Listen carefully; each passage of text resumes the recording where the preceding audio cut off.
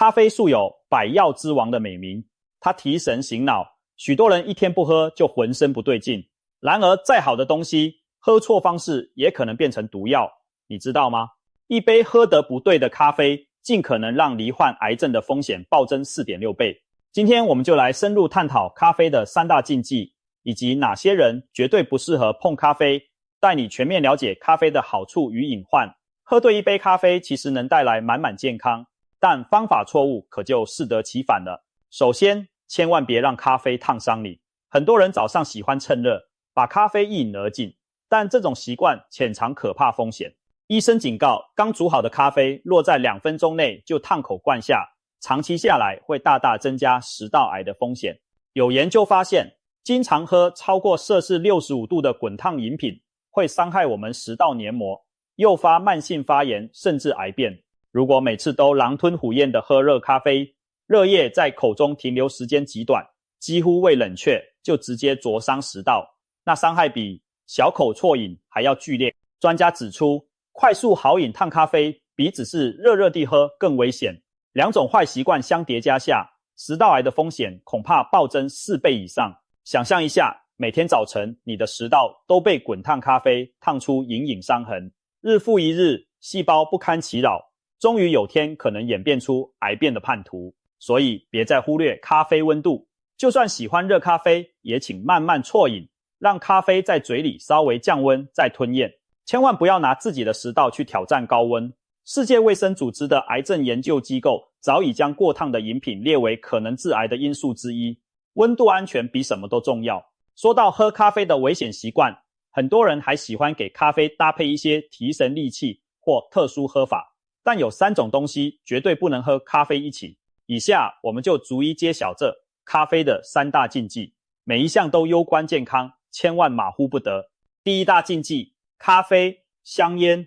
试想清晨迷迷糊糊起床，你点上一根烟，又冲了一杯热咖啡，尼古丁配咖啡因双重夹击，好像瞬间满血复活。但这样的早晨提神法其实是用健康做赌注。抽烟本来就会显著提高食道癌风险，如果再配上烫咖啡一起入口，等于火上浇油。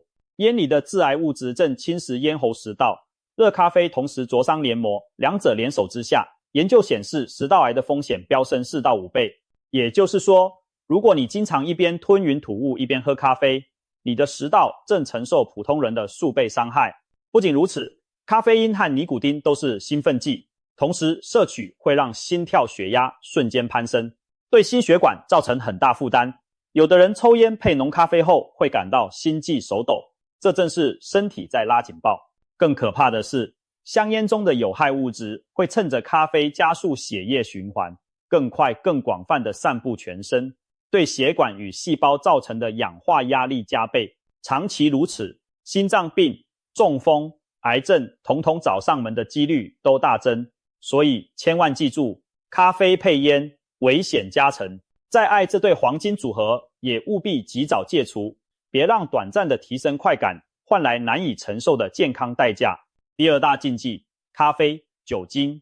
很多人也许有过这种经验，晚上聚餐小酌几杯，酒意上头时来杯热咖啡醒酒，或者白天疲累时喝罐咖啡调酒提神。但是咖啡和酒是对难缠的矛盾组合，千万别混在一起。为什么呢？咖啡因是兴奋剂，酒精是抑制剂，混在一起身体很困惑。更严重的是对肝脏的伤害。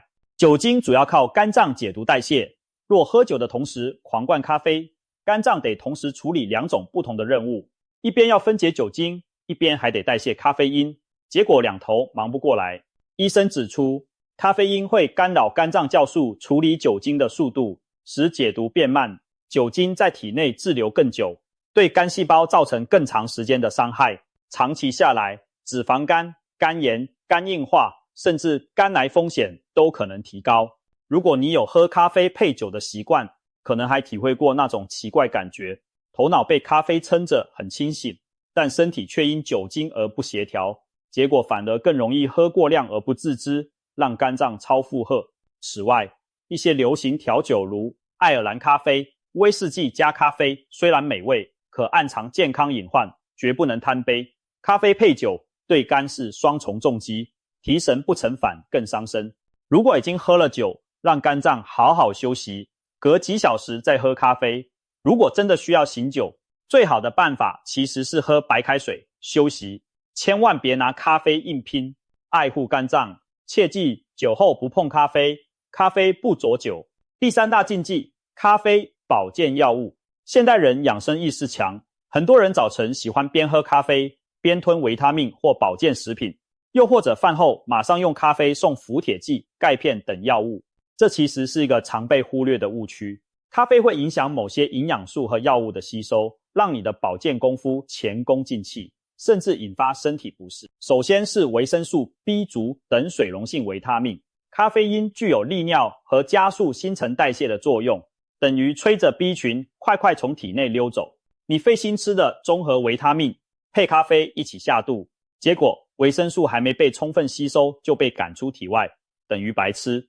此外，含铁丰富的食物或铁剂补品也不宜和咖啡同时摄取。咖啡中的多酚会和铁离子结合，抑制铁质吸收，长期下来恐让缺铁性贫血迟迟无法改善。所以想补血的人千万别一边啃牛排一边喝黑咖啡，那些宝贵的铁可能都被咖啡锁住带走了。还有些人习惯头痛时来杯咖啡配止痛药，因为咖啡因确实能增强止痛药效用，但也要小心，咖啡因会刺激胃酸分泌，让某些药物对胃的刺激性变强，增加肠胃不适甚至胃溃疡风险。而且咖啡因本身也可能和药物交互作用，影响心跳血压。最安全的做法是，任何保健食品、药物和咖啡的饮用，请错开至少1小时以上，避免相互影响。如果早上起床需要吃药或补充营养，建议先用温开水送服，隔一阵子再享用咖啡。总之，咖啡不是万能溶剂，更不是万用保健品的送药水，同时摄取反而可能减效，甚至伤身，千万别犯这个错误。除了以上3大禁忌，其实连喝咖啡的容器都有学问。也许你喜欢便利商店或咖啡店的外带纸杯拿铁，但医师特别提醒，长期习惯使用一次性纸杯喝咖啡，可能暗藏健康风险。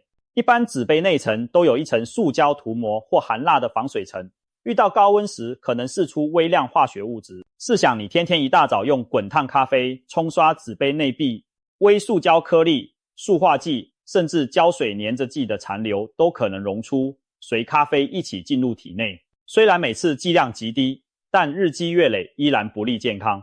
有研究检测发现，用一次性纸杯装热饮数分钟，杯中就可能出现大量肉眼看不见的微塑胶微粒。这些微粒进入人体，长期可能干扰内分泌，提升发炎反应。当然，偶尔用纸杯无伤大雅，但若每天一杯咖啡都靠纸杯，不妨改用陶瓷马克杯或不锈钢随行杯，减少不必要的化学风险。小小改变就能喝得更安心，这也是轻松的健康提升技巧呢。了解了喝咖啡的地雷，别急着对咖啡敬而远之。事实上，喝对咖啡好处多多，不少大型研究都证实了咖啡对健康的正面影响。我们来聊聊咖啡的5大好处，这些益处或许超乎你的想象。好处1，预防肝病与肝癌。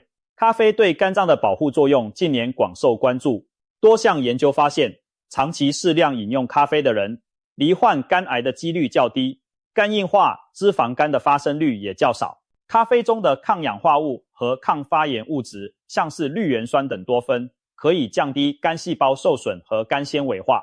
还有研究指出，每天2到3杯咖啡的饮用者，因肝病导致死亡的风险明显低于不喝咖啡者。对于有慢性肝炎或肝硬化风险的人来说，适度咖啡摄取反而有助护肝。当然前提是不加酒精的纯咖啡，而不是爱尔兰咖啡那种咖啡加酒的错误示范哦。好处2，降低第2型糖尿病风险。你没看错，咖啡这种带苦味的饮料竟和甜滋滋的糖尿病对抗上了。流行病学调查发现，每天规律喝咖啡的人，罹患第2型糖尿病的风险较低。咖啡因能提升新陈代谢，咖啡里的多酚也能减少细胞氧化损伤，改善胰岛素敏感性。简单来说，咖啡帮助身体更有效率地利用胰岛素，稳定血糖。有大型统计分析指出，每天每多喝1杯咖啡，约150毫升，第二型糖尿病风险就下降约几% 的幅度。有研究指出，大约降低5%至7%不等。当然，这些好处仅限于不加糖的纯咖啡。如果你喝的是加30糖的大奶特，咖啡的抗糖效益恐怕会被过量的糖分抵消，甚至倒过来增加糖尿病风险。所以，想预防糖尿病，记得喝咖啡请少糖甚至无糖，让咖啡发挥正面作用。好处3，降低痛风风险。痛风是现代文明病，高尿酸让关节疼痛难耐，而令人惊喜的是，咖啡竟然也有助于预防痛风。科学家发现，咖啡因和咖啡中的抗氧化剂能促进尿酸代谢与排泄。多项研究比对发现，每天喝1到3杯咖啡的人，痛风发作率比不喝的人低很多，甚至每天超过4杯的重度咖啡族，痛风风险比起不喝咖啡者降幅达40%以上。这可能是因为咖啡提高了尿酸在尿液中的溶解度，也提高肾脏排泄效率，让尿酸不易沉积在关节形成结晶。当然，咖啡并非痛风特效药，毕竟遗传与饮食等因素也很重要，但适量咖啡确实在统计上与痛风风险较低相关。所以，如果你担心痛风，不妨咨询医生意见后，将每日适量咖啡纳入生活习惯的一部分，或许能帮助你远离痛风时的折磨。好处是提升脑部与神经系统健康。咖啡对大脑的益处不仅是让你保持清醒，长期研究发现，适度饮用咖啡与降低帕金森氏症和阿兹海默症的风险相关。帕金森氏症是一种中老年人常见的神经退化疾病，而有喝咖啡习惯的人发病率显著较低。科学家推测，咖啡因可能透过阻断大脑中一种叫腺苷的物质作用，保护多巴胺神经元不被破坏，进而减少帕金森症发生。而在阿兹海默症、老年失智方面，咖啡的抗氧化、抗发炎效果以及促进脑部循环的作用，可能减缓了脑细胞的退化。一些研究观察到，每天2到3杯咖啡的中年人，后来罹患失智症的几率比不喝的人低将近20%。虽然机制还在研究中，但咖啡对脑部的保护力不容忽视。另外，咖啡因也被证实能提升注意力与短期记忆，难怪许多上班族靠咖啡开启大脑，灵感泉涌。当然，这些好处仍然是建立在适量2字上，过犹不及可不好。咖啡过量反而可能引发焦虑和失眠，让大脑过度紧绷，所以喝对量，咖啡就是你的脑力好伙伴。好处5，降低部分心血管疾病风险。很多人以为咖啡会伤心脏，但实际上适量咖啡对心血管有一定保护作用，关键在于正确的饮用时间和量。欧洲心脏病学期刊曾发表一项大型研究，追踪约4万名受试者的咖啡习惯，结果发现，只在上午喝完咖啡的人，死亡率比整天分散喝的人更低。特别是那些每天喝2至3杯，而且中午前就喝完的人，平均总死亡率降低约 16%， 其中因心血管疾病，如心脏病、中风导致的死亡率更降低了 31%。 这暗示着早上适量喝咖啡对心脏反而有益。为什么早上喝更好呢？研究者推测，早晨喝咖啡可以提升一天的代谢和精神状态，帮助白天多活动消耗热量，夜晚又避开了咖啡因干扰睡眠的问题。反之，整天到处喝，甚至傍晚还在喝咖啡的人，容易睡眠不足，交感神经长期亢奋，对心血管反而不利。所以咖啡并非洪水猛兽，掌握黄金时间适量摄取，它甚至能降低动脉硬化与中风风险。另外，咖啡富含的抗氧化物也有助于减少血管发炎，提升好胆固醇 HDL 的功能。总而言之，每天1到3杯适时的咖啡对心脏血管是加分的。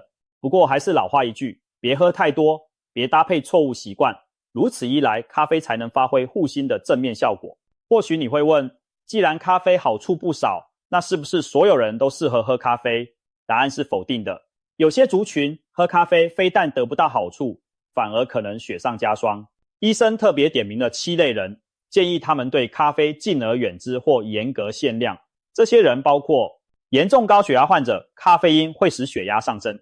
一项研究显示，喝咖啡15分钟后，收缩压平均升高约10毫米汞柱，对一般人来说，这只是短暂影响，但对血压控制不佳或已有第3期高血压、非常严重的高血压的人而言，这10毫米汞柱可能成为压垮健康的最后一根稻草。有医疗统计发现，严重高血压患者若每天还喝2杯以上咖啡，心血管致死率明显增加。因此这类人应尽量避免咖啡或选择无咖啡因版本，以免血压飙升失控。慢性肝病患者虽然咖啡适量有护肝效果，但对于已经肝功能不全的人，如肝硬化、严重肝纤维化，喝咖啡要特别谨慎。因为咖啡因主要透过肝脏代谢，肝不好的人代谢咖啡因会变慢，咖啡因在体内累积可能引发心悸、失眠等问题，甚至加重肝脏负担。医师建议，若有严重肝病，咖啡最好减量或遵医嘱饮用，以免好心变坏事。重度肾病患者，咖啡属于高钾饮品，一杯中就含有不少钾离子。健康人透过肾脏可以排出多余的钾，但对于肾功能差，例如慢性肾衰竭第3期以后的患者来说，喝太多咖啡容易导致高血钾。高血钾会干扰心脏电传导，引发心律不整甚至心脏停泊，非常危险。因此肾脏病人慎喝咖啡，尤其医生已经叮嘱你要限钾限磷，更要对咖啡敬谢不敏或选择低咖啡因版本，每日不宜超过1杯。长期失眠者，这点不难理解，咖啡因的提神作用对有睡眠困扰的人可是雪上加霜。有睡眠门诊医师统计发现，经常喝咖啡的人平均睡眠时间比不喝的人少了约45分钟，入睡时间也延长将近10分钟。虽然每个人体质不同，有些人即使清晨喝1杯，夜里仍能安睡，但也有人对咖啡因极度敏感，哪怕早上喝，晚上仍然睡不着。如果你本身就饱受失眠之苦，那咖啡很可能是让你迟迟无法入眠的帮凶。对长期失眠者而言，最好完全避免含咖啡因饮品，或至少在下午以后严格戒断。睡个好觉远比一时清醒重要，别让咖啡偷走你的深度睡眠。骨质疏松患者、年纪较大或更年期妇女容易骨质流失，而咖啡因有利尿作用，会增加钙随尿液排出体外。如果每天咖啡喝太多，例如4杯以上，长期下来可能导致钙质流失加剧，让骨质疏松风险上升。已有骨质疏松症或骨折高风险的人更应节制咖啡，建议每天咖啡不超过2杯，同时注意补充钙质和维生素 D， 才能平衡咖啡对钙质代谢的影响。如果真的爱咖啡又怕骨松，可以考虑喝脱咖啡因咖啡，或在医师营养师指导下适量摄取，不可大意。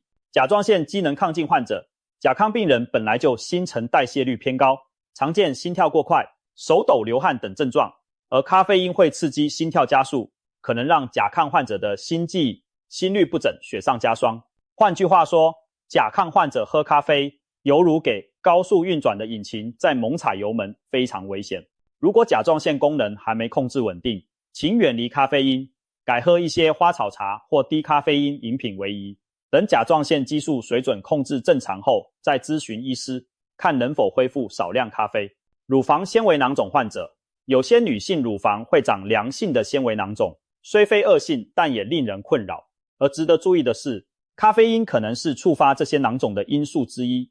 曾有研究发现，有乳房纤维囊肿的女性，如果停止摄取咖啡因约半年，将近2/3的人囊肿会缩小甚至消失。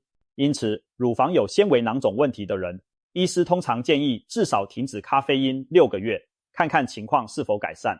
这意味着不止咖啡、茶、可乐、巧克力等含咖啡因的食品也要暂时忍耐不碰。一旦囊肿问题改善，再视情况决定是否能恢复少量饮用。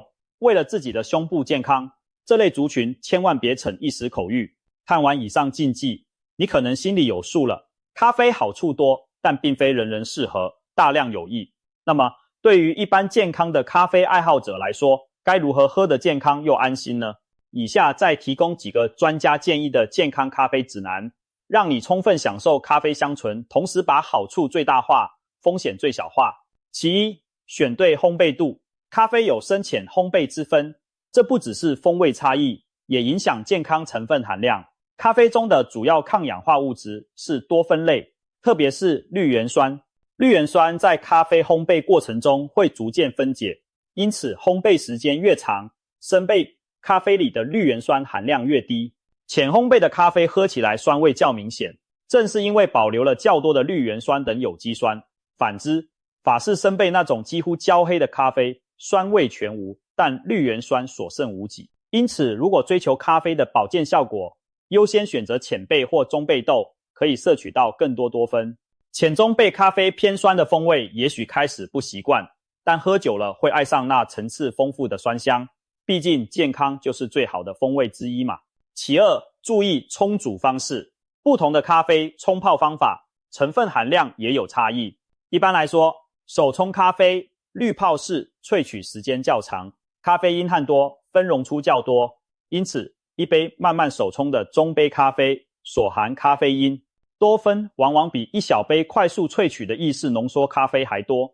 很多人误以为 espresso 很浓就咖啡因高，其实那是一口浓缩风味，但真正咖啡因总量未必比长时间冲煮的大杯美式多。而即溶咖啡因为制作过程需高温喷雾干燥，在溶解时有效成分也较少，便利是便利，但多酚含量最低。如果你重视咖啡的抗氧化保健功能，不妨自己动手手冲，一来过程疗愈，二来慢工出细活，萃取出的好物质也更多。当然，咖啡因摄取量也因此比较高，得留意别过量就是了。其三，咖啡尽量不要加牛奶。很多人不习惯黑咖啡的苦酸味，喜欢加点牛奶调和。然而，从营养角度看，牛奶中的酪蛋白会和咖啡里的多酚结合，降低多酚的活性。简单说，牛奶可能抵消了部分咖啡的抗氧化效果。如果你喝咖啡是为了保健养生，那建议喝原味黑咖啡最理想。当然，黑咖啡的风味需要适应，如果实在喝不惯，可以尝试加入燕麦奶、豆奶等植物奶替代，它们不含酪蛋白，相对不会破坏多酚，但要注意，有些植物奶含糖。又或者，你可以从其他食物摄取绿原酸，例如苹果、梨、蓝莓、番茄、茄子等蔬果都含有绿原酸。适量吃这些蔬果，再搭配没有加奶的咖啡，一样能获得多酚加成的效果。如果真的非常爱牛奶咖啡，那就把它当作一种享受美味的饮品即可，不要指望从中获取很多抗氧化功效了。其次，掌握咖啡因黄金摄取时间。前面提到上午喝咖啡效果最佳，这里再细说原因。人体的皮质醇压力激素在清晨自然飙高，因此很多人早起其实不需要咖啡也精神不错。但到了大约上午9点到中午这段时间，皮质醇下降，这时候来杯咖啡正好接力，提高专注力和工作效率。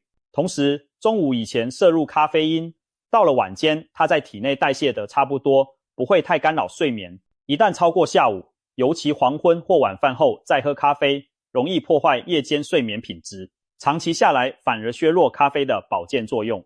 还有一点，很多人习惯起床马上喝咖啡提神，其实不妨稍微延后，因为刚起床时体内皮质醇正高，高峰期喝咖啡提神效果有限，不如等1-2个小时自然清醒些再喝，提神效果更佳，而且比较不容易喝太多。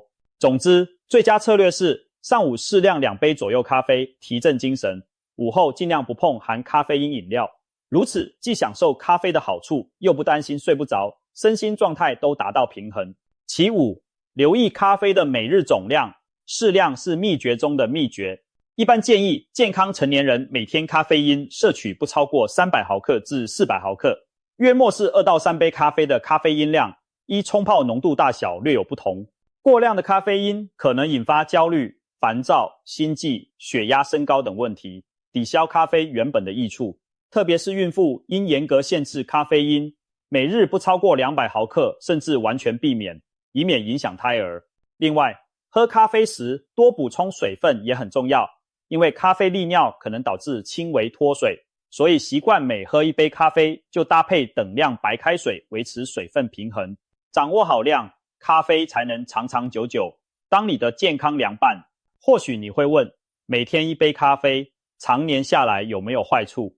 我们得承认，咖啡因虽迷人，但身体可能产生依赖性。医生提醒，长期每日喝咖啡的人要留意3个隐忧：成瘾、耐受与戒断症状。首先，咖啡因会让大脑产生轻微愉悦和提升专注感。时间久了，你可能心理上离不开咖啡的仪式感，这算是一种依赖。